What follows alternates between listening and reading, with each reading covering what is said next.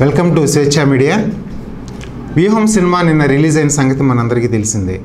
ఇందులో దర్శకుడు ఆర్జీవి గురించి ప్రత్యేకించి చెప్పుకోవాల్సిన అవసరం ఉంది. ఎందుకంటే మామూలుగా మనకు తెలిసిన జనబాహుల్యంలో అతని గురించి తెలిసిన దాని ప్రకారం అతను ఒక ఆకతాయి అని లేదా స్వేచ్ఛాజీవి అని రకరకాలుగా మనందరికి కూడాను ఉన్నటువంటి భావన.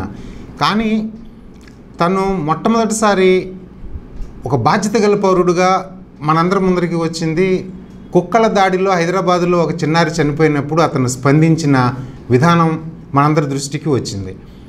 పార్టీలు ముఖ్యమైన పార్టీలు కానివ్వండి, ఎన్జిఓలు కానివ్వండి, ఎవరూ కూడా స్పందించలేని టైంలో ఆయన ఆనాటి మేయర్ గారి నవ్వు గురించి, ఆ చిన్నారి మరణాన్ని గురించి మాట్లాడుతూ కుక్కలకి నాన్ వెజ్ దొరక్క అట్లా దాడి చేశారని చెప్పి మాట్లాడిన దాని పట్ల ఆర్జీవి గారు స్పందించినటువంటి తీరు మనందరికి కూడా గుర్తుండే ఉంటుంది.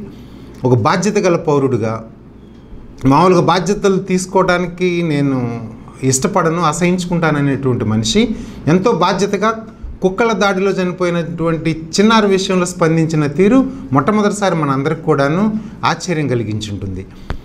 ఇప్పుడు ఈ సినిమాతోటి తాను ఇంకా విలక్షణమైనటువంటి మనిషి అనే సంగతి నిరూపించుకున్నారు. జగన్మోహన్ రెడ్డి గారు ఓదార్పు యాత్ర తరువాత, ఓదార్పు యాత్రకి ముందర ఒక రకమైనటువంటి మనిషి, జస్ట్ ఒక పాలిటిక్స్లో ఉన్నటువంటి మనిషి మాత్రమే. ఆ తరువాత క్రమంలో తనను తానుగా ప్రజల దగ్గరికి వెళ్ళినప్పుడు తనకు తానుగా ఎలాగా ఒక ప్రజల మనిషిగా, ప్రజల బాధలను చూసి ప్రజల మనిషిగా ఎలా మలుచుకున్నాడు అన్నటువంటి విధానాన్ని ఈరోజు ఇంతవరకు జగన్మోహన్ రెడ్డి గారు ఎక్కడా చెప్పుకోలేనిది ఈరోజు సినిమా రూపంలో రామ్ గోపాల్ వర్మ గారు తెరకెక్కించడం జరిగింది. ఈ సినిమా వైఎస్ఆర్సీపీ పార్టీ కార్యకర్తలు కానివ్వండి, మామూలు ప్రజలు కానివ్వండి, ఎవరైనా ఏదేదో ఊహించుకుని సినిమాకి వెళ్తే మాత్రం భంగపడతారు. ఆయన ముందుగానే చెప్తూ వచ్చాడు, పబ్లిక్ డొమైన్లో ఉన్నదే నేను చూపించాను అని. కాకపోతే ఈ చూపించటంలో కేవలం జగన్మోహన్ రెడ్డి గారు ఒక ప్రజానాయకుడిగా ఎవాల్వ్ అయినటువంటి తీరు అవ్వటం వల్ల ప్రజల పట్ల కమిట్మెంట్ తోటి ఎంతో శ్రద్ధగా, చిన్న చిన్న విషయాల పట్ల కూడా ఎంతో శ్రద్ధ తీసుకొని ఆయన ప్రజల సంక్షేమం పట్ల నిబద్ధతతోటి ఎన్నో రకాల స్కీమ్స్ ప్రవేశపెట్టడానికి కారణమైంది అతను ఒక ఎవాల్యుయేషన్. అంటే ప్రజలకి కావాల్సినటువంటి కనీస అవసరాలలో మనం ఎలాంటి జాగ్రత్తలు తీసుకోవాలన్నటువంటి ఒక ఆలోచనలతోటే ఎన్నో స్కీమ్స్, ఇంకా ఆ స్కీమ్స్ గురించి చెప్తే మరలా అది కూడా చరివిత చరణంగా అది ఒక పెద్ద లిస్ట్ అయిపోతుంది. అమ్మఒడి కానివ్వండి, స్కూల్స్ కానివ్వండి, ఆసరాలు కానివ్వండి, పెన్షన్స్ కానివ్వండి, ఇట్లాంటివన్నీ కూడాను అవన్నీ కూడాను ఆయన ఎంత కమిట్మెంట్ తోటైతే, ఎంత సిన్సియారిటీ తోటైతే అలాంటి వెల్ఫేర్ స్కీమ్స్ అవన్నీ పెట్టాడు.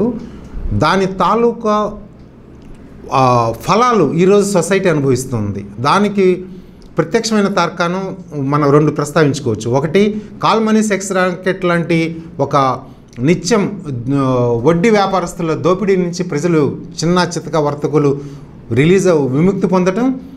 రెండవది ముఖ్యమైన పాయింట్, ఈ సంవత్సరం వర్షాలు లేక కరువులు వచ్చినా కానీ ఎక్కడా కూడా రైతులు బలవన్ మరణాలు కానివ్వండి, రైతులు కానీ ప్రజలు కానీ సామాన్యులు ఎవరు కూడా ఇబ్బంది పడనటువంటి పరిస్థితి ఈ సంక్షేమ రూపంలో ఏదో ఒక రూపంలో ప్రతి కుటుంబానికి కూడాను లబ్ధి చేకూర్చటం.